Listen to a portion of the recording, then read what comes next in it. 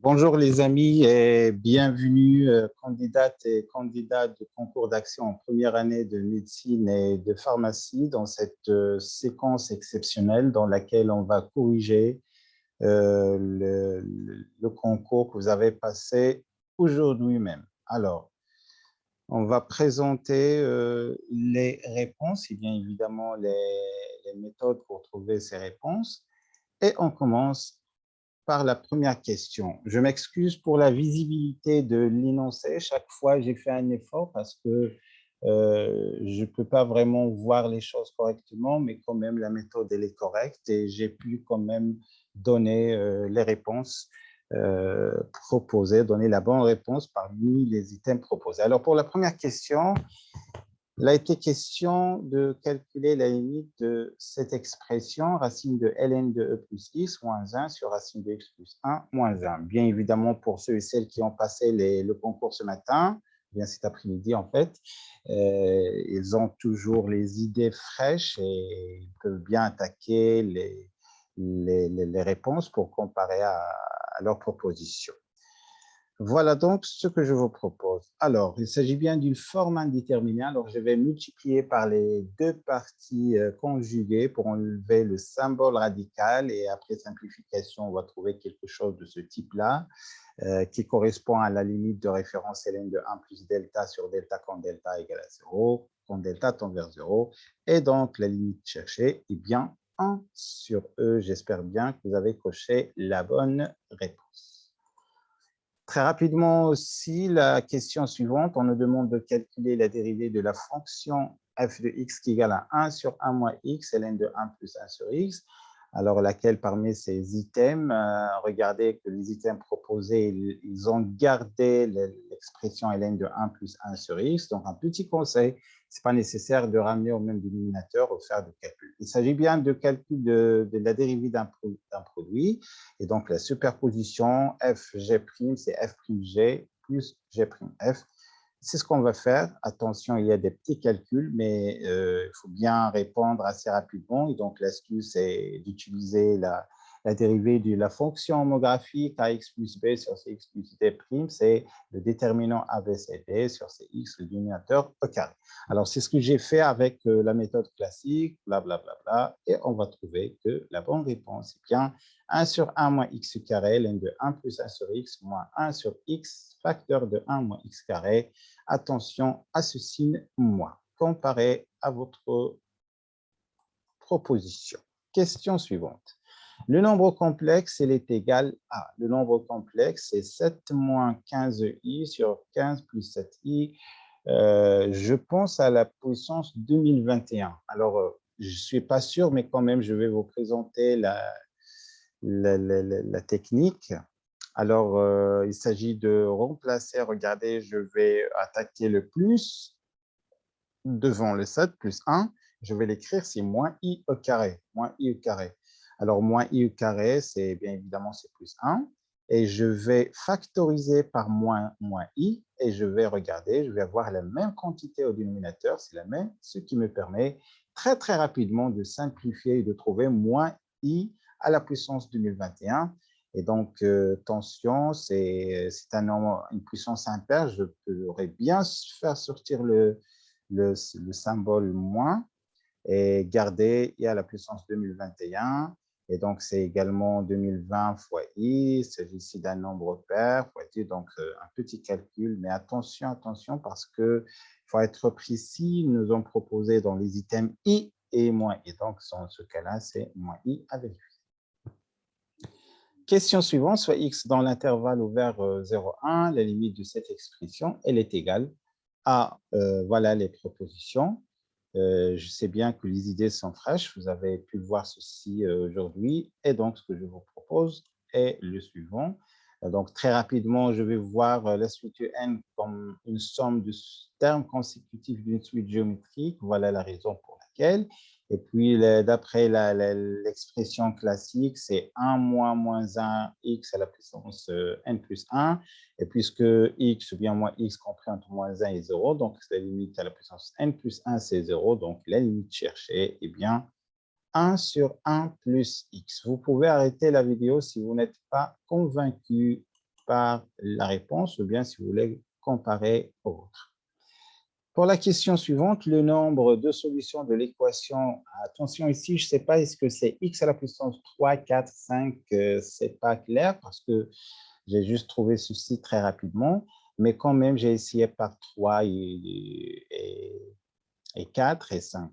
Alors, l'idée est la même. Alors, regardez, qu'est-ce que je vais faire? C'est tout simplement, je vais la dériver en dérivant cette fonction.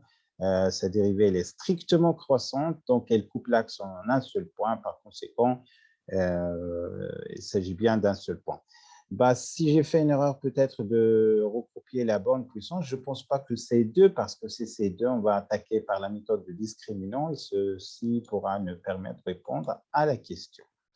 Question suivante, dans C, le module de Z fois Z bar égale à 15 moins 20 I, alors le module de 1 plus I, le facteur de Z, égale à combien? Voilà, pour les nouveaux, vous pouvez arrêter la vidéo pour faire votre recherche. Pour ceux et celles qui ont passé l'examen aujourd'hui, voilà, la réponse très rapidement. Alors, je vais commencer par passer au module. Et donc, le module classiquement de 1 plus I, c'est racine de 2. Et pour passer au module de cette expression, de préférence pour gagner du temps et simplifier, on va factoriser par 5, ce qui nous permet d'avoir que le module de Z, Z bar, c'est le module de 5, racine de 25, c'est donc 25 finalement. Le module cherché est 5 racine de 2. Question suivante, soit f une fonction définie par, racine de ln n'est pas rien, bien évidemment, de 1 plus x carré sur x. Alors, la limite, quand x tend vers 0, vaut combien? Pour cette question, je peux faire entrer, en fait, écrire x de forme racine de x carré, puisqu'on travaille à droite de 0, donc c'est possible, utiliser la limite de référence. Finalement, la limite cherchée est bien 1. Question suivante. Un, la suite définie par un plus 1 égale à 1, c'est une suite récurrente, un au carré plus un. Alors, la limite de la suite un, si elle existe, elle est égale. Alors, on ne va pas s'intéresser à la question de l'existence, mais on va toujours appliquer notre fameux théorème si les 4 conditions sont satisfaites. Alors, la limite vérifie l'équation f de x égale à x, et ce qui nous donne x carré égale à 0, donc la limite est bien 0. Calculer l'intégrale suivante, 0,1x sur 1 plus l'exponentielle de moins x carré d de x. Alors, qu'est-ce que je vous propose? Alors, je vais écrire l'exponentielle moins x carré sous la forme 1 sur l'exponentielle x carré, ce qui me donne cette expression. Et je vais chercher à voir la dérivée du dénominateur au numérateur pour pouvoir écrire le ln de quelque chose. Le ln de Finalement, c'est 1 demi ln de e plus 1, c'est ln de racine de 1 plus e. Cette fois-ci, on se donne f de 1 égale à 4 et f' de x égale à 2x plus ln de x. Question, f de e égale à combien? Alors, voilà ce que je vous propose. Je vais chercher la primitive de f à partir de la fonction dérivée, ce qui me donne une constante, sachant que la primitive de 2x est x carré, la primitive de ln de x, on sait bien que j'ai déjà mentionné dans les vidéos précédentes qu'il faut apprendre par cœur x ln de x moins x. Si on dérive l'expression x ln de x moins x, on va trouver directement ln de x. Et donc, la constante, c'est 4. Et donc, je vais remplacer tout simplement par E pour trouver enfin que c'est E carré plus 4. Attention, on ne respecte pas la rigueur et les mathématiques en ce qui consiste les conditions, bien les conditions des théorèmes de propriété comme la continuité et la dérivabilité, tout simplement parce que ce n'est pas demandé dans ce concours, ce n'est pas un concours rédactionnel. Et donc, c'est astucieux, on passe directement aux astuces. Comme j'ai déjà signalé dans les vidéos précédentes que les chances sont gentilles et donc pas de problème sur ce point. Dans l'ensemble, c'est z égale à 1 plus i facteur de 1 plus racine de 2. Alors, quel est le module et l'argument parmi les items proposés? Voilà ce que je vous propose. Alors, je vais écrire, c'est 1 plus i racine de 2. Et on sait bien que 1 plus i, c'est racine de 2, l'exponentielle i pi sur 4. Je vais écrire ça sous forme exponentielle, c'est l'expression d'écriture exponentielle. Je vais factoriser par racine de 2. Je vais trouver enfin, c'est l'exponentielle i pi sur 4 plus l'exponentielle i pi sur 2. Un résultat à prendre par cœur, elle est très, très pratique, surtout pour les séries sciences mathématiques. On travaille souvent par cette expression. Et également par la propriété iθ plus exponentiellement iθ, c'est 2 cosinus θ. Et finalement, ça va me donner ceci. Je vous laisse un peu de temps pour regarder, pour ceux et celles qui viennent de voir ceci pour la première fois. C'est une technique si astucieuse. Question suivante, si l'intégrale de 1 à 2 de f' de x f seconde de x égale à 8 et f' de 2 moins f' de 1 égale à 2, alors quelle est l'expression de f' de 2 plus f' de 1? Voilà ce que je vous propose. J'ai recopié malheureusement la même réponse. Je vais voir. Donc, je vais revenir. Voilà, donc malheureusement, j'ai recopié, mais quand même, j'ai l'idée. J'ai travaillé ceci. Moi, je vais quand même vous dire qu'est-ce que j'ai fait. Alors, qu'est-ce que j'ai fait? Alors, j'ai utilisé une intégration par partie, une intégration par partie. Et donc, l'intégrale de f' de x f seconde de x, c'est le crochet de f' fois f' de x moins l'intégrale de f' fois f' seconde. Alors, et je vais faire passer de l'autre côté, c'est la même expression, donc je vais trouver 2 fois l'intégrale de 1 à 2 de f' f seconde fois 8, c'est 16, qui égale à l'autre côté f' de x au carré entre 1 et 2. Et donc, j'aurai f' de 2 au carré moins f' de 1 au carré. C'est une identité remarquable. Donc, c'est f' de 2 moins f' de 1, facteur de f' de 2 plus f' de 1. Or, j'ai l'expression de cette différence. Donc, 16 divisé par 2, ça va me donner un 8.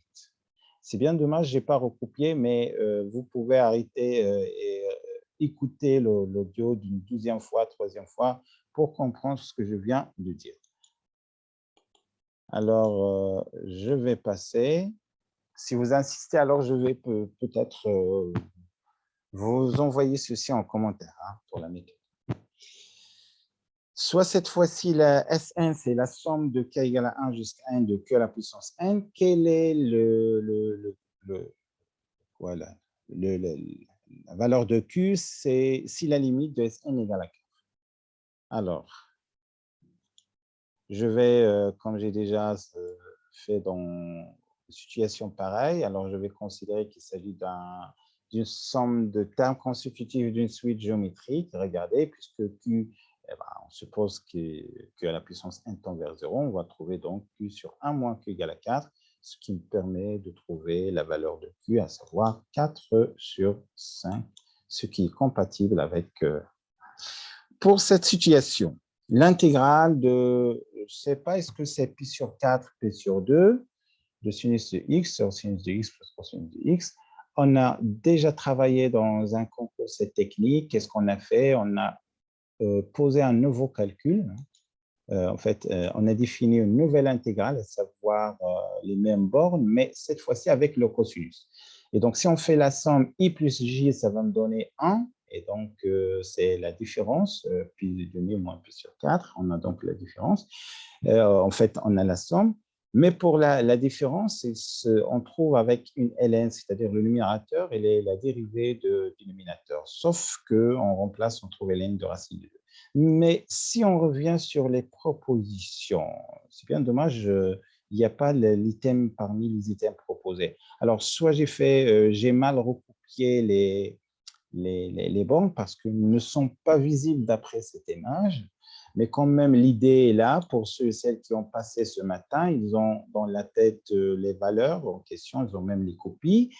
Et donc, voilà la démarche et il faut la revoir. Il faut la revoir. Mais à ma connaissance, peu importe les bornes qu'on a, en fait, on devrait avoir une expression de forme de ln, ce qui ne figure pas malheureusement dans les items proposés. À vous de vérifier, surtout les candidats qui ont passé aujourd'hui ce concours. Question suivante. Alors, on se donne les modules de Z1, Z2 égale Z1, le module de Z1 plus Z2 égale racine de 3. Quel est le module de la différence? Voilà ce que je vous propose. Alors, on sait que le module carré, c'est la partie fois sa partie conjuguée. Et donc, voilà, avec Z1 égale à 1, Z2 module égale à 1, donc c'est 2. Donc, je vais trouver, il me reste cette expression. Je vais la trouver depuis l'autre expression. Donc, je sais bien que vous pouvez lire et comprendre facilement une fois que je vous propose la méthode. Donc, ce n'est pas nécessaire peut-être de relire ceci. À vous de voir. Mais en tout cas, la bonne réponse est bien 1. Question suivante. Cette fois-ci, on se donne une suite récurrente avec U0 égale à 0 et 1 égale à 1. Quelle est la limite de UN parmi les items proposés? Alors, qu'est-ce que j'ai fait ici? Alors, j'ai tâtonné, j'ai fait une conjecture. Pour n égale à 1, j'ai trouvé que U2 égale à racine de 2. Pour n égale à 2, j'ai trouvé que U3 égale à racine de 3, U4 égale à racine de 4. Je peux donc conjecturer que UN égale à racine de n. Et donc, la limite, c'est UN. Alors, il y a beaucoup d'imprécisions mathématiques. Pourquoi j'ai conduit? Mais c'est un concours et donc, astucieusement, c'est ce que je vous propose. Une situation classique.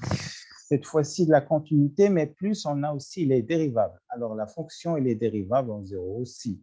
Alors, toute fonction dérivable en un point, il est bien évidemment continue. Et donc, puisque j'ai deux variables à trouver, j'ai à chercher, j'ai besoin de deux équations. C'est pourquoi je vais utiliser la continuité d'une part et je vais également utiliser la dérivabilité d'autre part. Alors, voilà ce que ça donne. Donc, c'est la limite à droite égale à la limite à gauche. Ceci me permet de trouver B égale à 1. Et la dérivée à droite égale à la dérivée à gauche au point 0, ce qui me permet de trouver que 1A égale à moins 1. Question suivante, soit la fonction définie par 3x carré plus 2ax plus b. Attention, bon, quel est le nombre de solutions? Ce n'est pas surprenant, il s'agit en fait d'un trinôme de second degré. Donc, on a travaillé avec le delta, c'est le delta strictement positif. Alors, on a deux solutions, c'est les négatives, on travaille dans R. Strictement négatif, pas de solution. Et c'est les nuls, ils sont solution. Alors, la question est de calculer le delta. C'est ce que je vais faire. Alors, en calculant le delta, je vais trouver que c'est a carré moins 3b. Or, la condition proposée me permet d'en déduire que b est strictement négatif. Finalement, les nombres de solutions de cette équation est bien 2. L'avant-dernière question. Alors, le plan complexe est rapporté à un repère normé direct. Les Z1 et Z2 sont les solutions de l'équation d'un connu Z. Alors, la valeur de alpha, alors j'ai pris moi A, pour laquelle les points O, c'est-à-dire l'origine, M d'affixe Z1, M d'affixe Z2 sont les sommets d'un triangle équilatéral. Alors, dire équilatéral, ça veut dire que la distance OZ1 égale à la distance OZ2 égale à la distance Z1, Z2. Or, écrire OZ1 revient à calculer le module. Alors, qu'est-ce que j'ai fait? J'ai calculé le discriminant, mais j'aime bien travailler par le discriminant descrit pour la réduit pour la série sciences mathématiques. Ils ont peut-être l'habitude de travailler ceci. Ça nous facilite le calcul et nous donne beaucoup de chance en matière de temps. Et donc, le delta prime, c'est B prime carré moins AC. Alors, voilà mon delta prime. J'ai trouvé les deux solutions. Et bien évidemment, les deux solutions ont le même module, ce qui me permet de conclure que OZ1 égale à OZ2. Il me reste à comparer Z1 moins Z2. Or, ceci va me donner 2 sinus carrés. Et donc, c'est sinus A. Et donc, je vais simplifier par sinus. C'est possible parce que le A, il est différent de 0. Finalement, sinus de A égale à 1 demi, ce qui correspond à la valeur A égale à pi sur 6. Dernière question.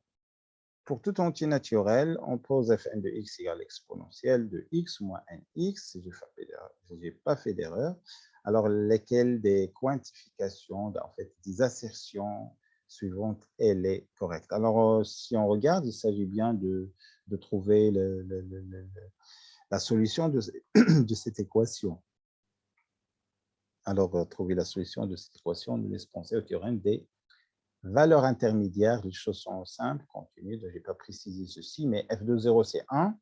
F de 1, c'est une quantité qui est strictement négative puisque n appartient à n étoile. Et donc, je suis sûr qu'il existe un AN d'après le théorème des valeurs intermédiaires. C'est même, il est strictement croissante, on va voir ça. C'est simple de vérifier. Donc, on peut mettre un point d'exclamation pour souligner qu'il existe un unique AN qui appartient à 0,1 tel que f de n à n égale à 0, ce qui me donne que la suite, elle vérifie cette équation, l'exponentielle moins AN égale n à n. Donc, jusqu'à maintenant, pas de problème, mais la condition suivante, il faut la vérifier. Alors, comment je vais vérifier, sachant que AN, il est compris entre 0 et 1, j'ai procédé, disons, par étude de cas pour enlever les cas qui ne sont pas corrects. Par exemple, regardez, je peux me débarrasser de la réponse D et E. Il me reste tout simplement 3 cas. Est-ce que cette limite vaut 1? Est-ce qu'il vaut 0? Bien, est-ce qu'il vaut E? Alors, pour enlever, par exemple, 0, je ne peux pas avoir un 0 parce que sinon, AN tend vers plus l'infini. Or, AN ne peut pas avoir plus l'infini, c'est juste qu'il est compris entre 0 et 1. Alors, j'ai coché comme bonne réponse, c'est la bonne réponse, c'est A, à vérifier pour les deux autres. Voilà donc très rapidement les items, les corrigés. J'espère que vous avez pu répondre au maximum de points. N'ayez pas contrainte. Si vous avez raté 1, 2, 3, ce n'est pas un problème. Bonne continuation dans vos études.